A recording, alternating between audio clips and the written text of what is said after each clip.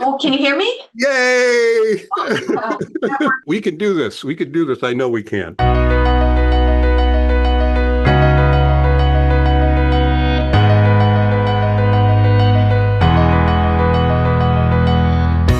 Welcome, everyone, to the January 2024 edition of The Impact, a sustainable CT podcast. For your edification, your enlightenment, and your entertainment, too.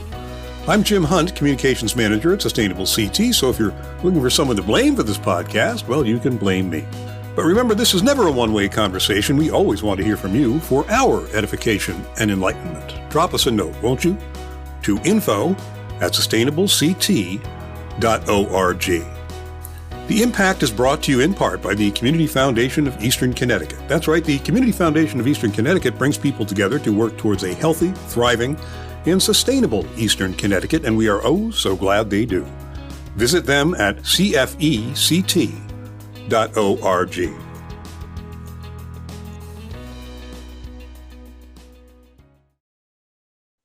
We're very excited to be joined today by Cindy Lignar, newly elected First Selectwoman of the fabulous town of Chester. Chester certified bronze in the Sustainable CT program in 2021 and silver in 2023, and we know that Cindy had an awful lot to do with that.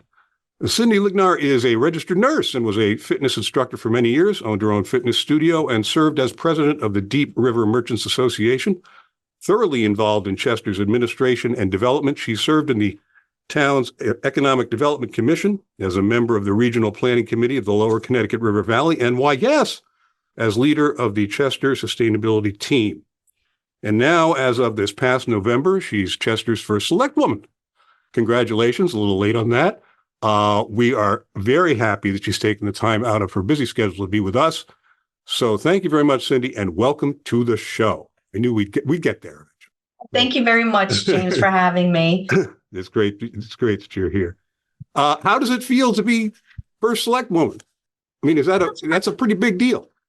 It's a pretty big deal. It's an honor. It is very busy. Yeah. But I enjoy it. And people ask me, well, how are you doing?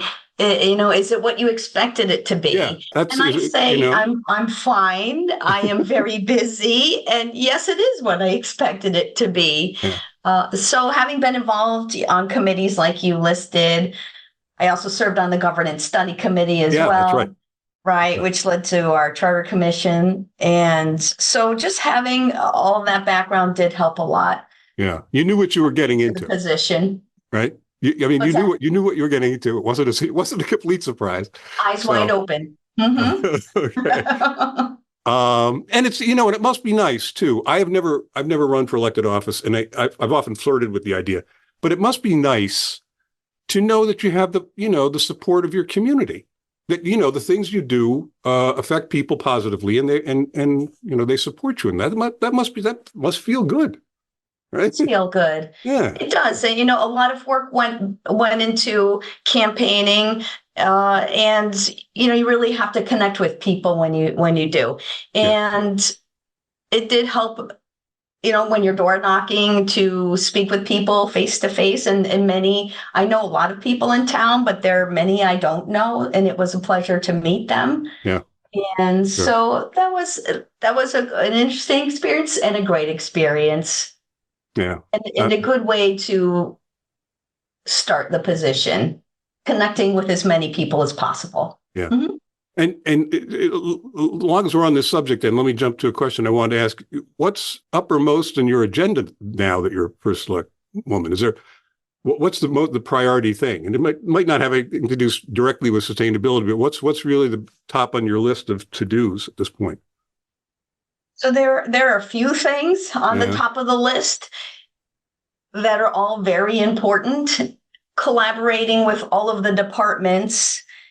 I just held a meeting a week and a half ago, and I called it a project priority meeting with all key departments in relation to infrastructure. So infrastructure is a very important item here. We have bridges that need to be addressed. We have dams that need to be addressed. We have roads that need to be repaired. those are the needs. And then there's some wants along with infrastructure, such as bike pedestrian safety improvements on the roads. So it was about, deciding and working with, my teams and partners and departments, boards and commissions to determine what we need to address first. Yeah. So that's a huge thing, infrastructure. And then it is communications is another one too, making sure that I am communicating and our board of selectmen is communicating regularly with our residents. That's huge. Yes, it is. Says the communications guy. That's huge. It is, right? Yeah. People forget that that's informed. Really important. Yeah. It is. People need to be informed. They need to know what's happening. They need to understand what we're working on. I initiated a townwide weekly First Selectmen's report. So it's a townwide email, and that gets sent out, and I address, what we're doing and what we've been working on over the past week and what we're initiating. So I let them know about the meeting that we had, the interdepartmental meeting for prioritizing projects. Yeah. For example, let them know, there's a thank you in there too. Thank yous are very important. There are many wonderful town staff and volunteers in town that need to be recognized. Yeah. So we just work on keeping them informed. And then I want to also initiate, which will happen very soon, public meetings. So town information meetings. Yeah. So in person. So we'll be face to face. Yeah. It's not just a matter of communicating at people or to them, but with them, getting them engaged, keeping them engaged in what's going on. They have a sense of ownership, of, partnership. That's the whole part of communication. It's huge. It really is. You have all these great plans and you want to do all these things, but if the folks aren't on board, if they're not part of the solution, then they could very easily become part of the problem. So communicating is really important. How did you first get involved with Sustainable CT? So I saw in a townwide email back in, I think it was late spring, early summer of 2021, a request from the sustainable team at the time to join the team. They were working on bronze certification. Some team members had left, so the team was shrinking and had just a handful of members, maybe 4. And I had been thinking about joining, was very busy with work, but then the opportunity just was there. So I approached the team lead at the time, Rick Holloway, and asked if he'd mind if I joined. And he said, absolutely. And that's how it all began. And then was active, jumped right in with them in learning very fast about how to look at an action worksheet, overview worksheet. And then we each took assignments to complete tasks in order to get the, apply for the bronze certification. And it did all work eventually, as all know. Well, then it's a good opportunity to ask you, how do you feel about the certification process? Is it difficult? Is it time consuming? Is it fulfilling in some way as well? I mean, or all of the above, or how do you feel about the certification process? Are there ways we can improve it? Because we want to improve it. We know it doesn't work, perfectly for all towns, for sure. How was your experience in the whole certification process? Say all of the above. Yeah. It's very labor intensive. We don't make it easy, do we?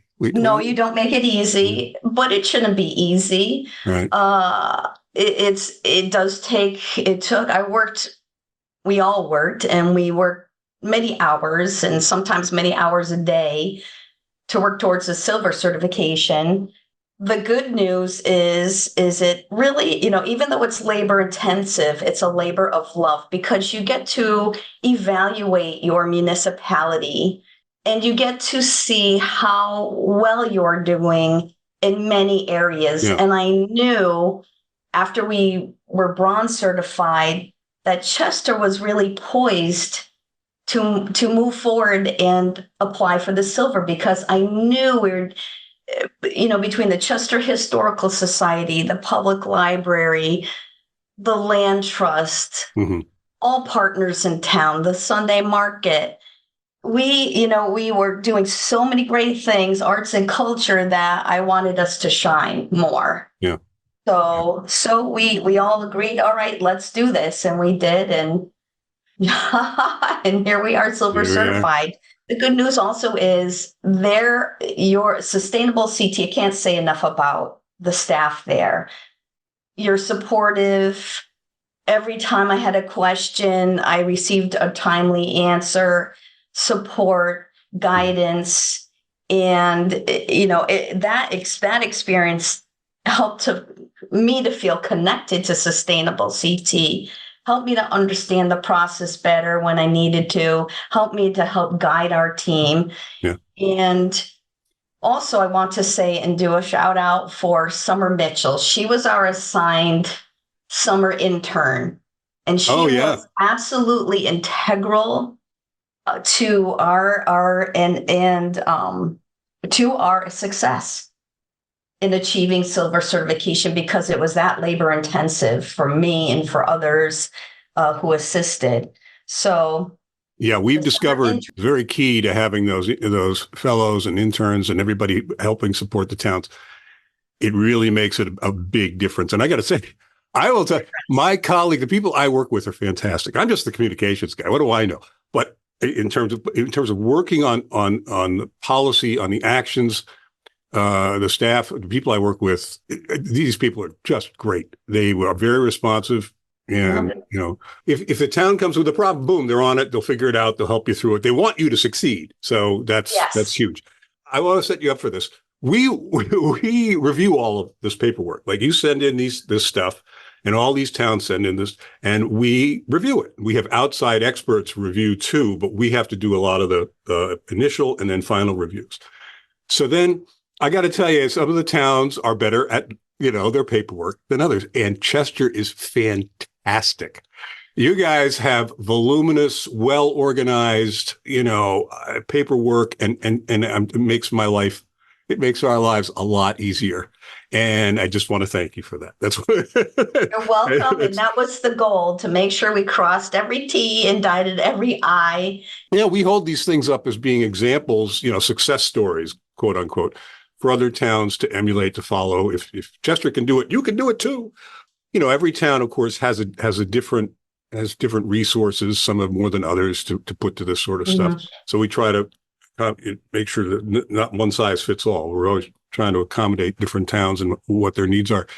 But Chester's work in a lot of these areas was so key. One of your success stories, as it were, dealt with the farmers market, which apparently is quite a draw. It is. Yeah, well, it's so. It is. It is a wonderful. Tell us about the Chester Farmers Market, because I'm intrigued by that. Some towns do it like it's like playing the blues. Everybody does it, but some do it well. How did Chester accomplish this, and what's it all about? It was initiated back in 2009 by some volunteers in town, and it was in response to the downturn. The economic downturn in 2008. Well, what can we do? What can we do to assist our residents? What can we do to gather our residents? They thought, what can we do to help support our businesses and so on? And then the thought was access to fresh foods, of course, too. Yeah. So they had a town meeting. They worked with the Board of Selectmen at the time. They worked with the police, and they were able to secure the location downtown. It did move a couple of times, but wound up coming back downtown. And it is, we have a great village center. If you haven't visited Chester, please come and visit us. It's a beautiful little town. It looks like a little European village. It is beautiful. I was there many years ago now, but yes. Oh, good. We'll come back soon, James. We have it right there. And you're in the middle of the beautiful buildings. The road is blocked off. It runs on Sundays, usually mid-June to mid-October. There's also a holiday farmers market that occurs between Thanksgiving and Christmas too. Oh, nice. That's right on the streets. It's not, the roads aren't closed, but it's more of an open market format. Vendors come and they're on the sidewalks, but it's still run by the same person, who is Susan Hakowski, who does a wonderful job with the Chester Sunday Farmers Market. There's entertainment. There's all types of foods, fresh vegetables, fruits. We have a local farm right here in Chester, Deep Hollow Farm, that participates. There's always different musicians playing on one of the porches, or, in our just downtown or under a tent. And they're wonderful, all of them. We have a community tent too for nonprofit organizations. We're getting out their messages. Chester sustainability team was in one of the tents one time, and then Chester Rotary, they'll be in the tent too. Yeah. So that works out well. Great. It's just a really great place for the community to gather. We do have a lot of people come in. We'll see a lot of out-of-state plates even visiting the market. It's really become well known in our region and throughout the state. Yeah. Yeah, it has. And area. Mm-hmm. Now, Chester had a number of pretty significant community match fund projects over the past several years. There was the Chester Fair, Path to Zero Waste, and there was the open air meeting space for the elementary school, and then there was the Tri-Town food scrap composting project that involved work with Essex and Deep River, I believe. I want to take a moment. I'll give me just a moment to try to explain to people who, it turns out a lot of people listen to this who aren't familiar with, with some of the things we do. And I have to explain a couple of them, as pointed out to me a while ago. We have something called a Community Match Fund, and this is a program of matching funds we provide to people in sustainable CT registered towns to implement projects that align with our menu of sustainability actions. And as far as grants go, the grant processes go, this is about as simple as it gets. I mean, and really anyone can apply. You can be an individual resident, a nonprofit organization, a community group, a library, a school group, anybody really. So if you're interested in starting a community match fund project in your town, really just go to sustainablect.org/funding and look into the info there and write to us at funding@sustainablect.org. And I also want to give a shout out to the fabulous funders of the Community Match Fund, without whom we would not be able to do any of this stuff at all. And that's the Hampshire Foundation, Connecticut Green Bank, Supporting Organizing Work Connecticut, and the Tremaine Foundation. Thank you, funders.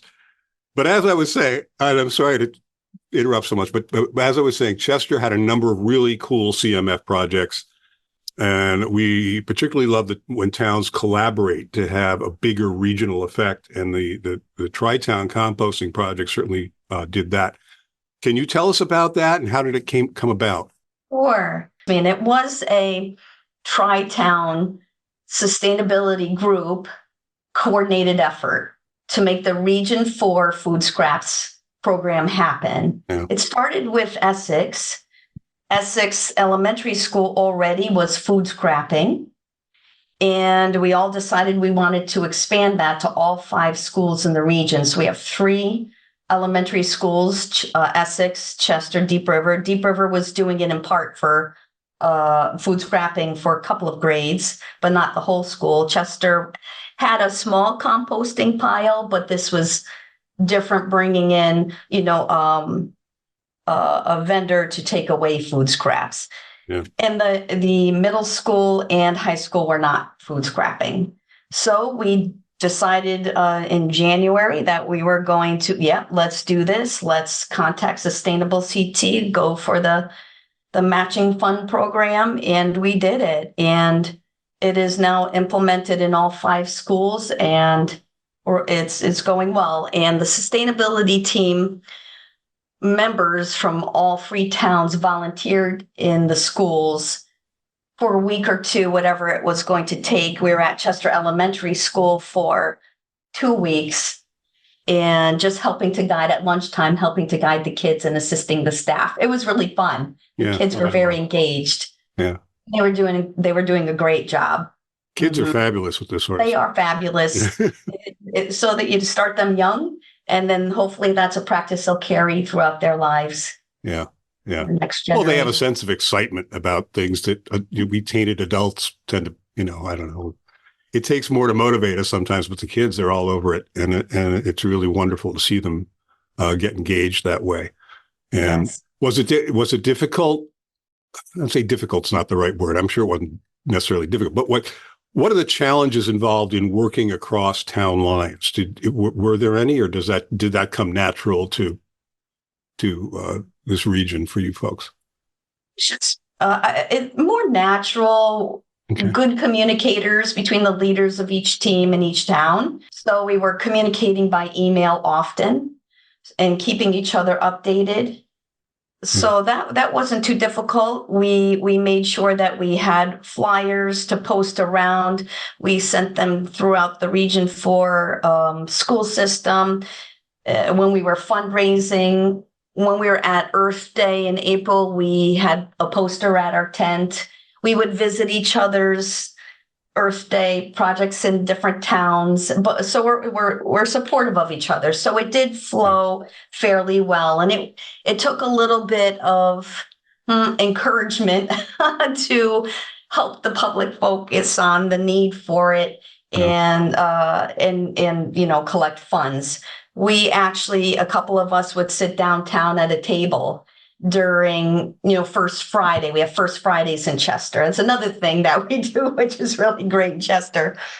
And then we would have visitors from Essex or Deep River coming to say hello and supporting us. So a very collaborative and supportive effort occurred, which ultimately led to raising enough funds and then getting the matching fund so that we could institute the program in all three towns fully. Yeah, that makes sense.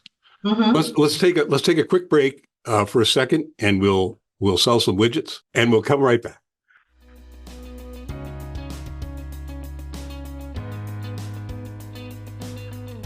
We'll return to our program in just a moment. You've been listening to The Impact, a sustainable CT podcast. And while you're out there tripping the web fantastic, don't forget to join us on Facebook for some fun and interesting stuff. Guaranteed safe for children and pets. Come on, be our friend, won't you? At facebook.com/sustainableCT. And we, like millions of others, have hopped on the Instagram Threads bandwagon at instagram.com/sustainableCT and threads.net/@sustainableCT. And yes, of course, we're LinkedIn. Search for Sustainable CT from your LinkedIn page, and you'll find us right there, being all LinkedIn and media social. And if you're not yet a subscriber to Actions and Impact, the Sustainable CT newsletter, you could be missing out on some very important information to you, to your organization, and to your town. Accept no substitutes. Do yourself a favor and subscribe today. And you can do that where? At sustainablect.org, of course.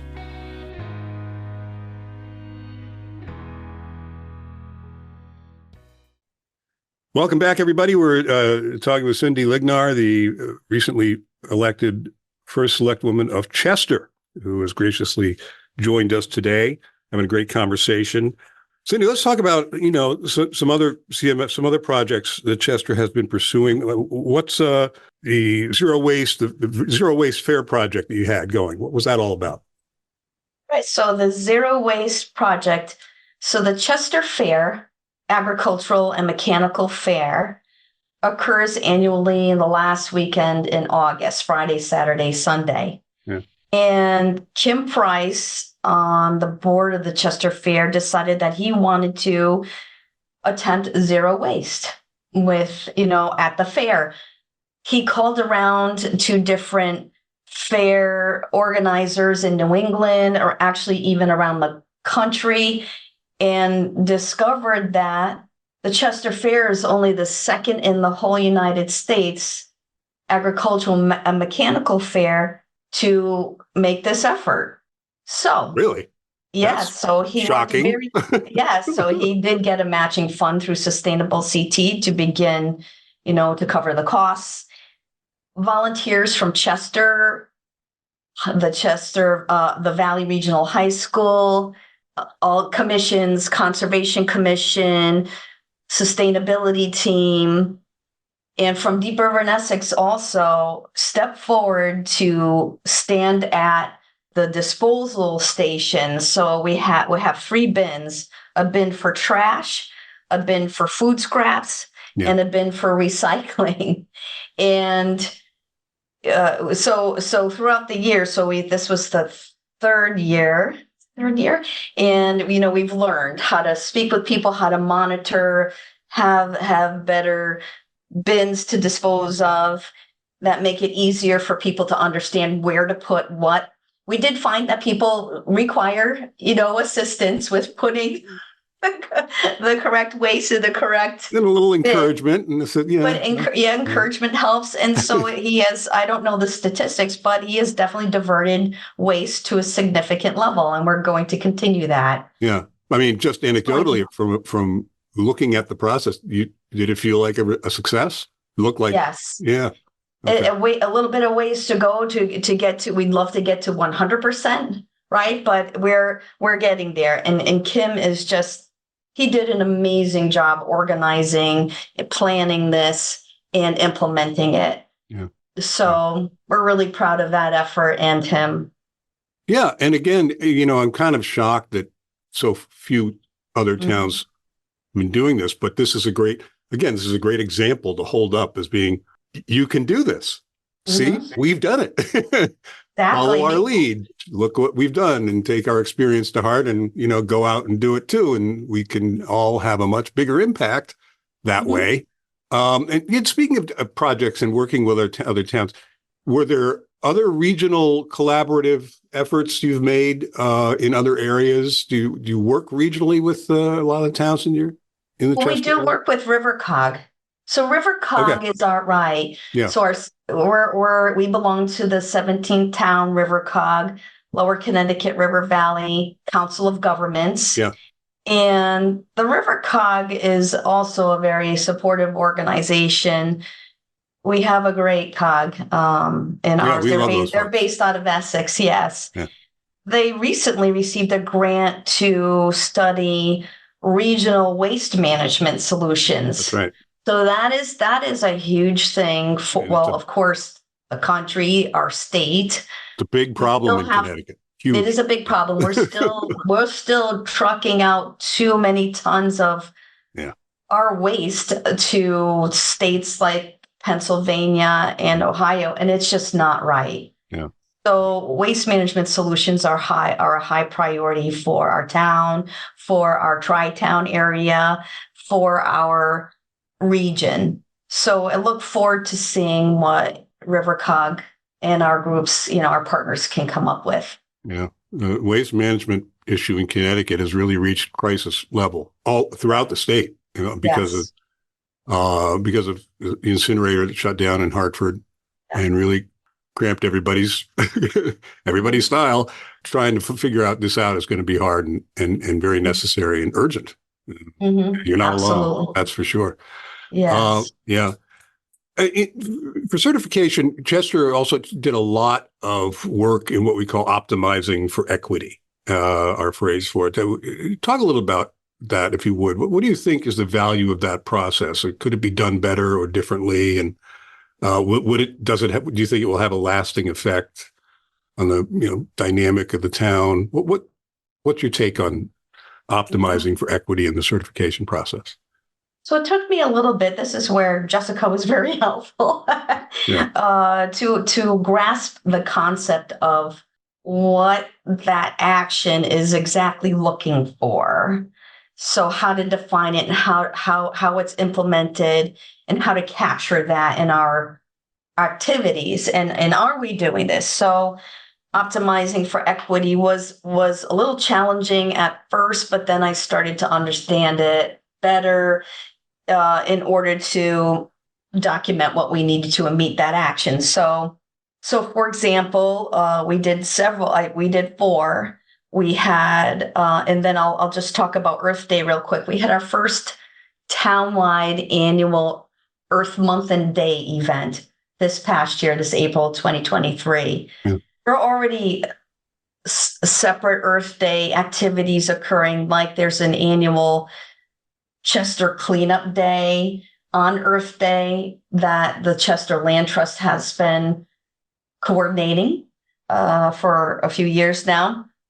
I think it's 3 years, and it's a remarkable effort. And then the Chester Rotary, Chester Conservation Commission, Garden Club are involved in the pollinator garden, and they had an activity around that. But it was a townwide effort that we wanted to pull together. So we sent out a survey. So you have to engage, like you said, you have to engage your residents. Yeah. You need to hear from them. What are their ideas? How do they want to collaborate? What do they want? So before we even started this Earth Day event, we sent out a survey. We created a Survey Monkey survey and then did a townwide survey. What activities and programs would you like to see happen on Earth Day and during Earth Month? And we did get a response back. We also took that survey. I posted posters around town, down in the downtown kiosk, at the post office, at the public library, sent it through the school system, through the Region 4 school system, so that it was posted and communicated to all parents and children, because you want to engage everybody. You want to engage seniors, you want to engage children, teenagers, as a variety of voices. And that's really what equity is collaborating and hearing from, engaging with as many residents, and then also residents that might not tend to come forward. So you have to reach out to them. Yeah. So seniors may be living in a senior area that can't get out. Well, how do you reach them? So I would have somebody distribute the surveys to them at their residences. So you're engaging, you're hearing from them. And then, so that worked well. We got some ideas from them. Also, out of that, because we distributed, here, what are your ideas in the school systems?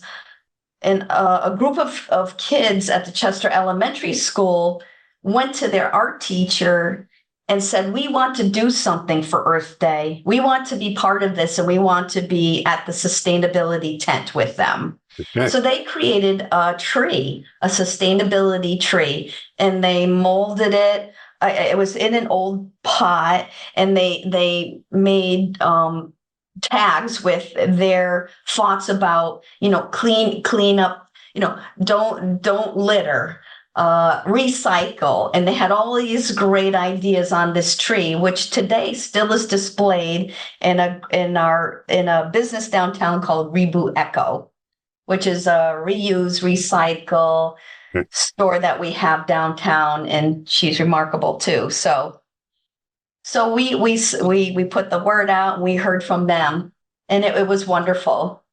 Now, it's about engaging and collaborating, hearing from them. Yeah. And do you think that the process, I guess I'm trying to just make sure we're constantly trying to evolve and do better what we do, and having feedback from folks like you who actually go through this process is really important.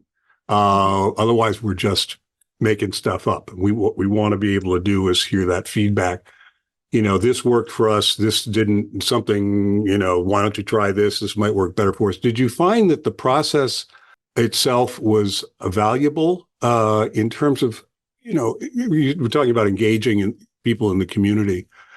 But equity is one of those really difficult subjects you get into because it deals with race and ethnicity and gender and income levels. Like you said, all manner of people who may have had a difficult time getting into the town process before, not always listened to, or don't think you got to reach out a little harder to get there, to get involvement in some of these community areas of community.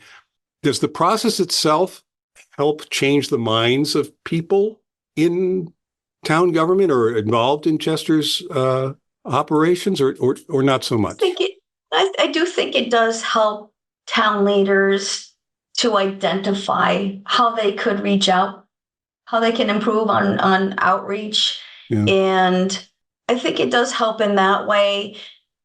I think the definition might be just, is a little bit narrow, with what type of input you're getting, or how you get the input from your townspeople, because it really is defined as the town, your residents reaching out to you.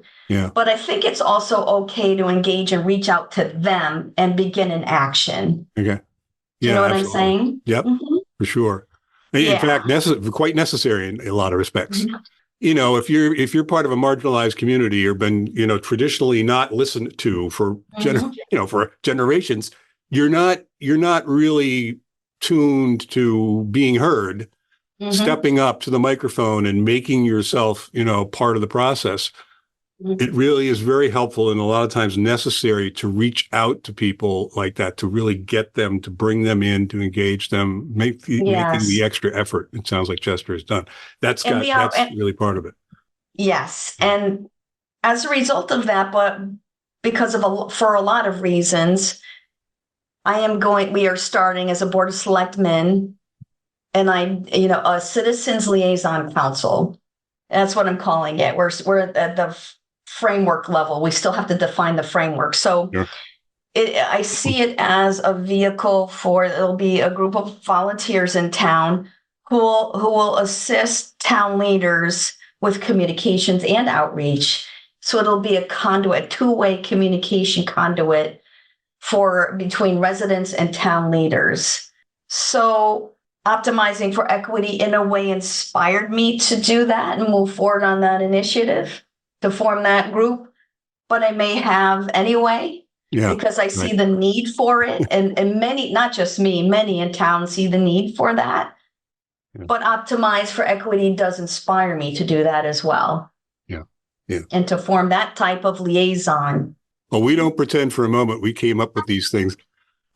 No, there are towns out there and town officials who want to pursue this we're kind of like giving extra emphasis to it a little, yeah, that's a great idea. Run with that. That's part of our job too. I was thinking about something just this morning, ask you about this, because you're a nurse.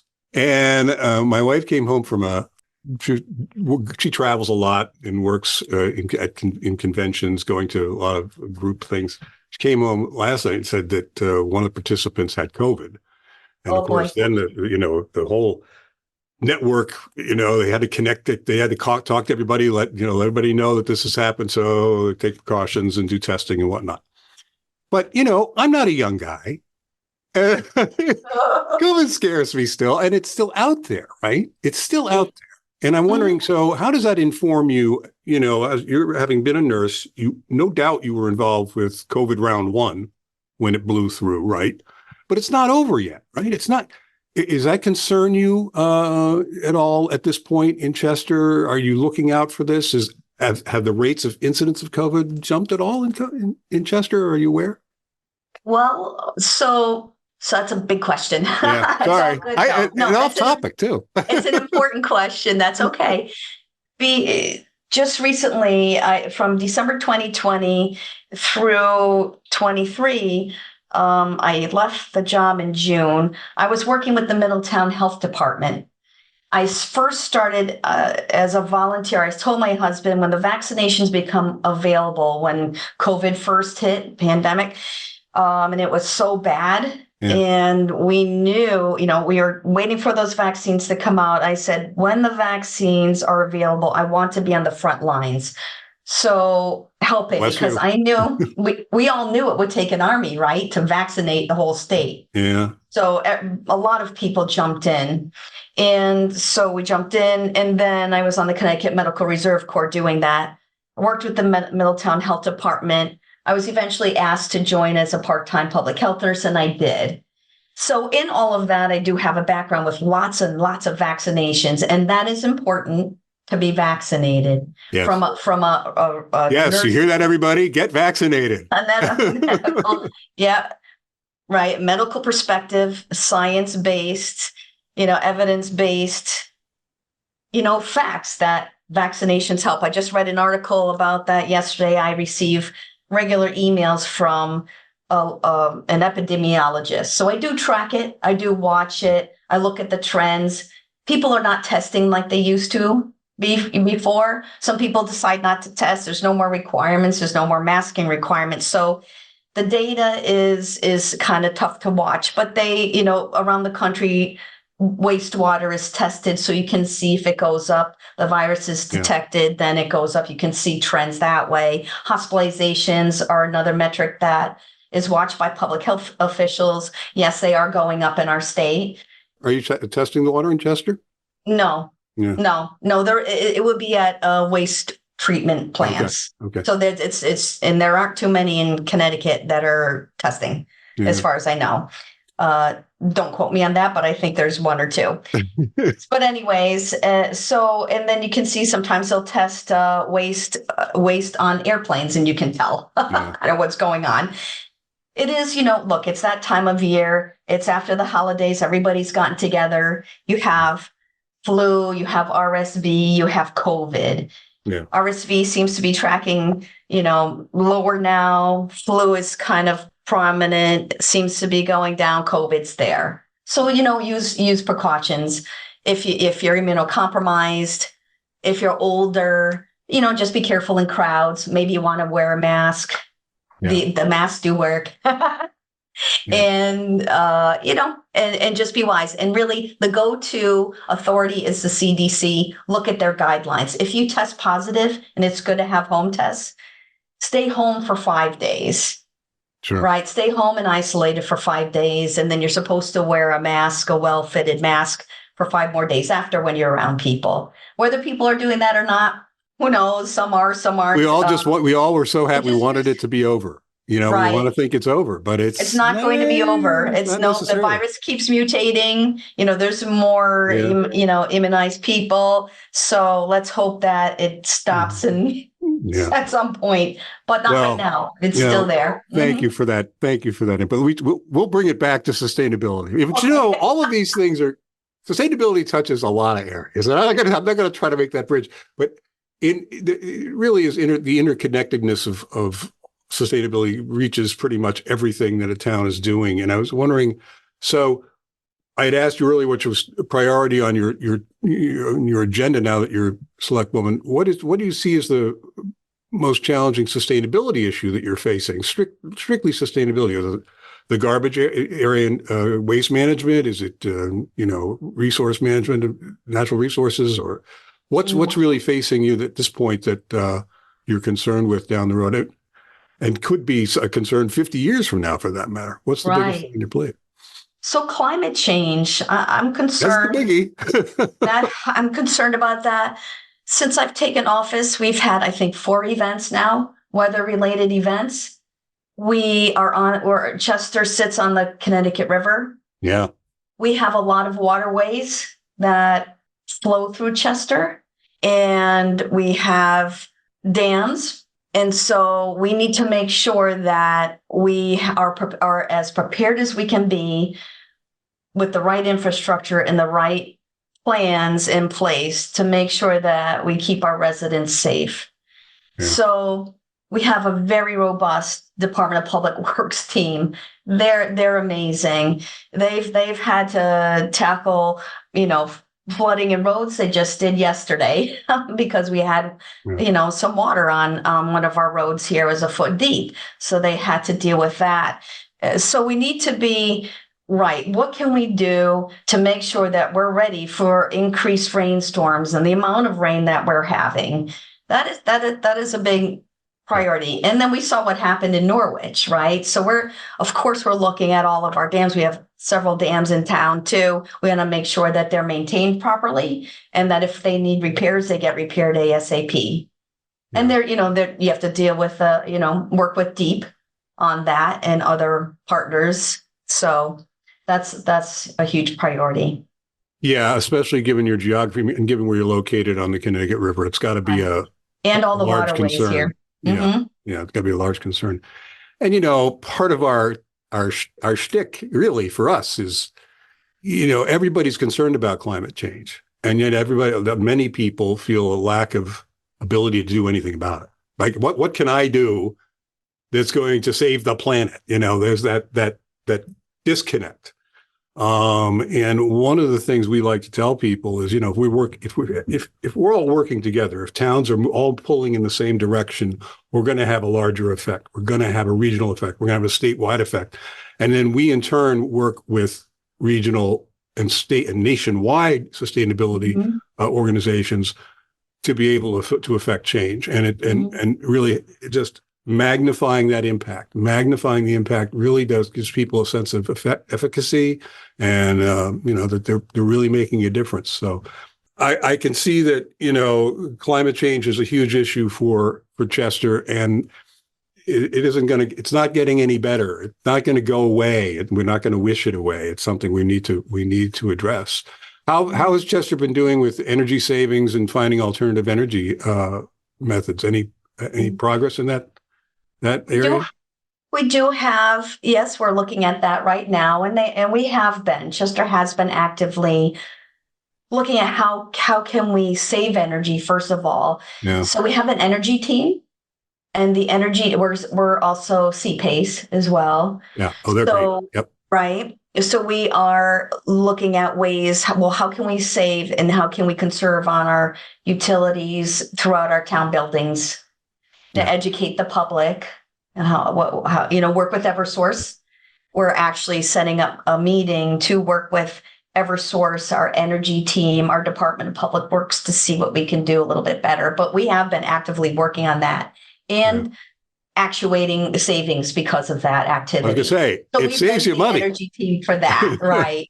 We're looking also at, and they've been working and have grant funding for. And by the way, all of these projects that we have here facing us, it's not just Chester, it's all municipalities. We need funding. Sure. We need infrastructure funding and support from the state, from the federal government, to make sure that we can protect our, have that funding and make these improvements. A lot of our towns are older. We have old infrastructure going way back. 1800s culverts and bridges and all of that. So it really is a priority. And I know it is for our state government as well. Yeah. I actually just met with Susan Beiswitz yesterday. She came to visit me and she agrees, infrastructure is a huge priority, and helped direct me in a couple of ways for contacts for funding.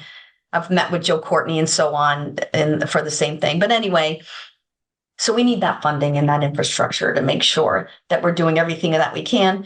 But then getting back to energy, yes. So how can we move forward? Yes, let's keep working with the energy team. How can we move forward in energy savings, reducing our carbon footprint, and reducing costs to our town? Yeah. And it is a huge funding issue, and increasingly so as climate change becomes more disruptive to life. I was having a conversation with Giovanni Zinn, who's the engineer in New Haven, and they're right there on the water, and they have a lot of water issues, and some that are. He's telling me, there's no way we have the budget to address what climate change is doing to us and what it's going to do.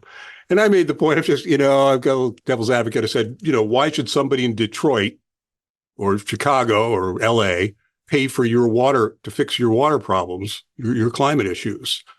He said, well, because we're paying for theirs. That the effects of climate change are regional but nationwide. Everybody's having some issue with whether it's fire, water, heat.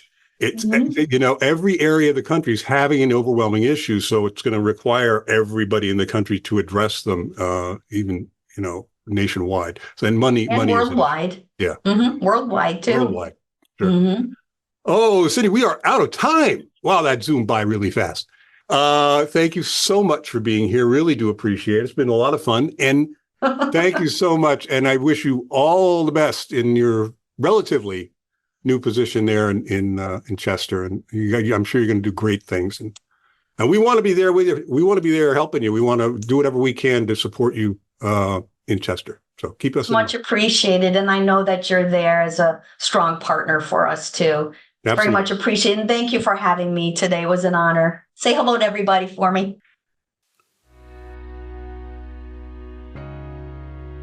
We hope you've enjoyed today's edition of The Impact, a Sustainable CT podcast. As always, this program is recorded, produced, and copyrighted, by Sustainable CT. Thank you for your interest. Thank you for listening. Thank you to our sponsor, the Community Foundation of Eastern Connecticut. Thanks again to Sydney Lignar for all her work in support of sustainability in Chester and the surrounding area. And thanks to everyone for taking local actions that have a statewide impact.